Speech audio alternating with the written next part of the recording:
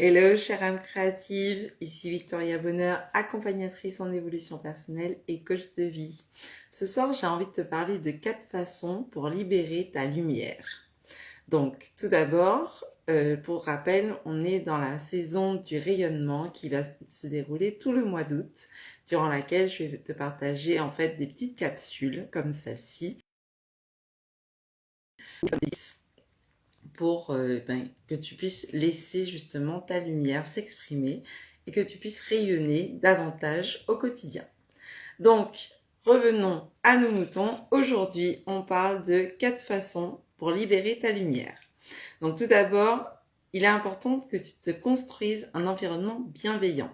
Ça veut dire quoi? Ça veut dire que pour que ton environnement soit le plus propice possible à ton évolution, il est important que tu sois bienveillante ou bienveillante envers toi-même et envers les autres et que tu t'entoures de personnes qui sont elles aussi bienveillantes.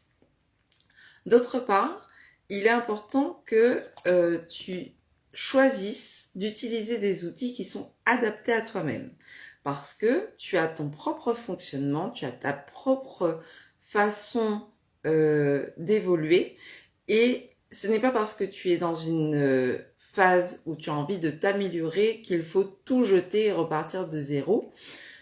Non, il y a des choses qui pour toi vont fonctionner et qui pour d'autres vont fonctionner moins bien. Donc c'est important en fait de te respecter, de respecter ton propre rythme et justement de choisir les outils qui sont adaptés à ton mode de fonctionnement pour que tu puisses évoluer.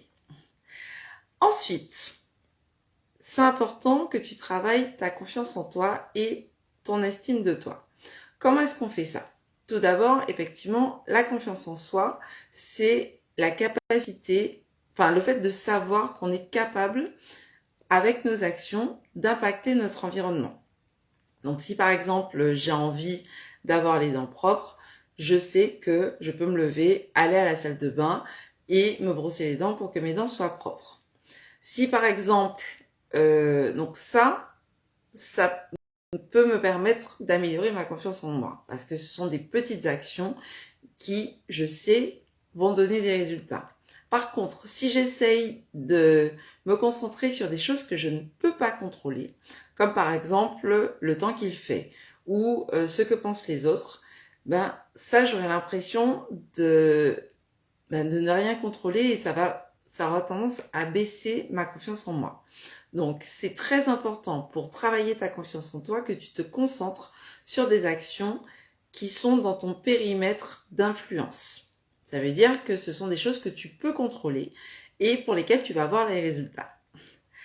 Ton estime de toi, pour rappel, l'estime de soi, en fait, c'est la différence qui existe entre ton toi idéal et ton toi actuel. Plus cette différence est importante, plus ton estime de toi est basse. Alors que si jamais la différence entre ton toi idéal et ton toi actuel est réduite, eh bien ton estime de toi va augmenter.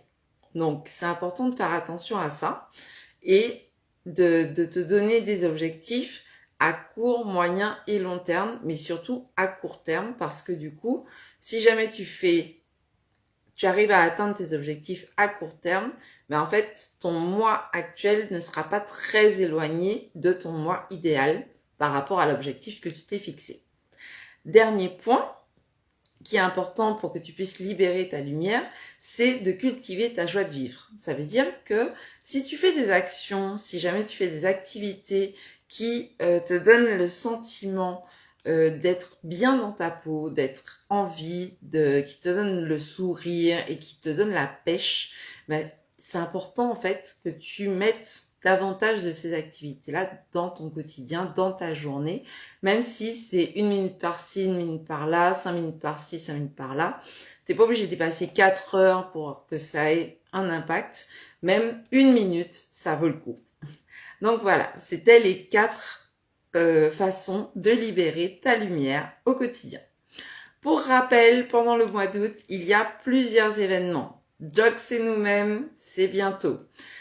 Il y a le sommet aussi dédié au plaisir organisé par Lucy Wonder Life Coaching. Je vous mets tout ça dans la description, qui se passera du 10 août au 30 août. Et ça va être top parce qu'il y a plus de 50 intervenants et vraiment, ça va être génial. Ensuite, il y a aussi, la semaine prochaine, j'interview Christelle Robin, qui a écrit le livre L'abécédaire d'une quadragénaire hors du commun et qui va vous parler du positivisme robinien. Donc, ça aura lieu sur Instagram, jeudi 12 août à 9h, heure des Antilles, et 15h, heure de l'Hexagone. Donc, soyez au rendez-vous, je pense que ça va vous plaire. Voilà, si jamais tu as des questions, je t'invite à me laisser un petit commentaire en dessous de la vidéo ou de m'envoyer un DM.